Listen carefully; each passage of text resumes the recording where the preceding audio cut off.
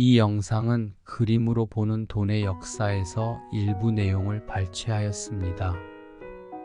세계 최초의 해가 지지 않는 제국인 스페인은 15세기 말 이베리아 반도에서 이슬람을 모두 몰아내는 데 성공했습니다. 이베리아 반도를 되찾은 스페인은 이후 유대인 추방에 전력을 기울입니다. 알함브라 칙령을 내려 모든 유대인을 스페인에서 추방하도록 하였습니다. 유대인을 추방한 명분은 종교였습니다. 스페인은 가톨릭으로 개종하는 유대인은 남아있도록 하였고, 명시한 기한까지 떠나지 않으면 무조건 처형하기에 이르렀습니다. 또한 유대인을 숨겨주다 발각될 경우에는 재산을 모두 압류하였습니다. 유대인에게 개종은 죽음을 의미하였기 때문에 가진 재산을 모두 처분하여 이를 가지고 떠나려고 하였습니다. 스페인의 알함브라 칙령에는 유대인의 모든 재산권을 인정하고 동산과 부동산을 자유롭게 처분해 국외로 반출할 권리를 부여한다고 되어 있었지만 금, 은, 화폐를 비롯하여 국가가 정한 품목의 반출을 금지하였으므로 실제로는 반출할 수 없어 결국 유대인은 빈털터리로 쫓겨나야 했습니다. 종교적인 이유를 내세워 유대인을 탄압하였지만 그 이면에는 유대인의 재산을 갈취하려는 탐욕이 있었습니다. 결국 이베리아 반도의 경제권을 장악하고 있던 유대인의 돈 때문이었습니다. 스페인은 이렇게 유대인에게 빼앗은 재산을 이슬람을 물리치는데 공을 세운 영주와 기사들에게 나누어 주었습니다. 그러나 유대인이 떠난 후 스페인의 경제는 인플레이션으로 폭락합니다. 왜냐하면 유대인이 떠나기 위해 재산을 급하게 처분하면서 생긴 현상이었습니다. 유대인을 추방한 스페인은 60년 뒤인 1557년에 파산하였습니다. 그럼 쫓겨난 유대인은 어디로 갔을까요? 유대인은 네덜란드와 영국으로 이주하였습니다. 네덜란드는 스페인에 저항하여 독립한 나라이며 유럽에서 종교 개혁이 가장 먼저 일어난 곳이었습니다. 유대인의 이주로 네덜란드 암스테르담의 인구는 1570년부터 1670년 사이 3만에서 20만 명으로 증가하였습니다. 자유와 관용이 있었던 네덜란드의 금융인, 상인, 기술자들이 몰려들었고 그들 중 다수가 유대인이었습니다.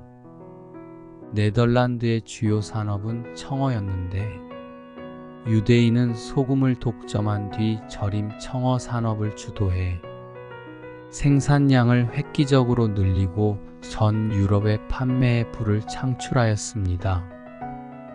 이 부를 바탕으로 조선업을 발전시켰습니다. 이때 탄생한 화물선이 플라이트선입니다. 플라이트선의 개발로 유대인은 화물 운송비를 대폭 절감할 수 있었으며 이로 인해 네덜란드는 해상제국으로 성장하게 됩니다. 풍부한 자본과 선박 기술로 무장한 네덜란드는 동양과의 교역에서 독보적으로 활약합니다. 해상무역을 장악한 네덜란드는 유대인을 중심으로 1602년 근대 최초의 주식회사인 동인도 회사를 설립합니다. 동인도 회사의 주식을 사고 팔 수 있는 거래소가 필요해져 1608년 세계 최초의 증권거래소인 암스테르담 증권거래소를 세웠습니다.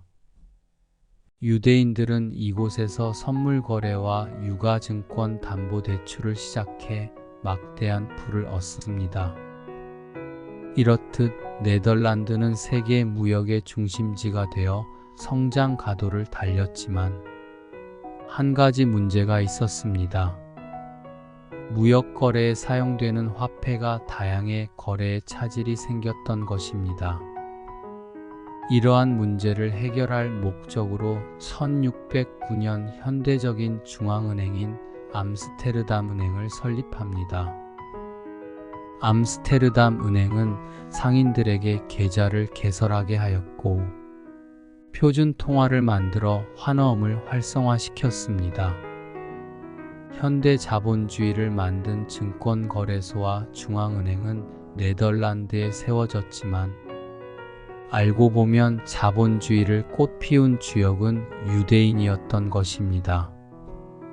스페인을 물리치고 유럽의 강자로 등장한 영국은 1688년 네덜란드의 오란의 공부부와 연합하여 가톨릭 국가를 지향하며 왕권을 강화하고자 하는 제임스 2세를 퇴위시키고 영국 왕위에 올라 네덜란드 시스템을 고스란히 영국으로 들여옵니다. 이때 네덜란드의 유대인은 대거 영국으로 이주합니다. 항해 조례로 네덜란드의 해상무역이 우위를 잃게 되자 신흥 강국인 영국으로 온 것입니다. 영국은 런던의 구도심을 경제특구로 지정해 유대인의 금융의 자유도 보장해 주었습니다. 이곳이 세계의 금융의 중심지인 시티 오브 런던이며 유대인 금융가들의 거점이 됩니다. 이후 영국 왕위에 오른 월리엄 3세는 프랑스와의 전쟁을 하기 위해 유대인 금융가들에게 120만 파운드를 요구합니다. 엄청난 자금 조달 방법을 고민하던 유대인 금융인들은 묘수를 찾습니다. 전쟁 자금 모금 기구를 만들어 돈을 빌려주는 대가로 은행권을 발행할 수 있는 권한을 요청한 것입니다. 이때 설립한 은행이 영란은행입니다. 유대인에 의해 설립된 영란은행은 민간 소유의 중앙은행으로 금융 역사에 등장합니다.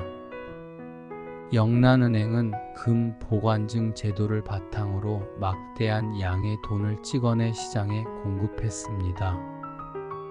영란은행은 금 보관증을 보유한 사람이 은행에 금을 찾으러 방문한 일이 거의 없다는 점을 착안해 금 한 덩이에 10장의 보관증을 발행하여 실제 금 보유고의 10배가 넘는 화폐를 발행했습니다.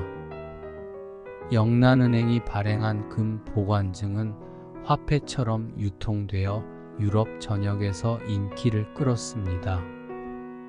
금 보관증의 활성화로 1717년 영국은 금본위제를 실시합니다. 당시 금 본위제를 제안한 사람은 아이작 뉴턴이었습니다. 뉴턴은 금 보관증 제도를 도입하는데 기여한 점을 인정받아 1699년 조폐국장에 임명되었고 무려 30년간 영국 왕립 조폐국장으로 재임하였습니다. 이렇게 뉴턴은 신용을 이용한 금본위제 기반의 화폐를 발행하여 영국의 파운드를 세계의 기축통화로 만드는 공을 세웠습니다. 뉴턴은 금을 만들지 못했지만 금융 관점에서는 뛰어난 연금술사였습니다.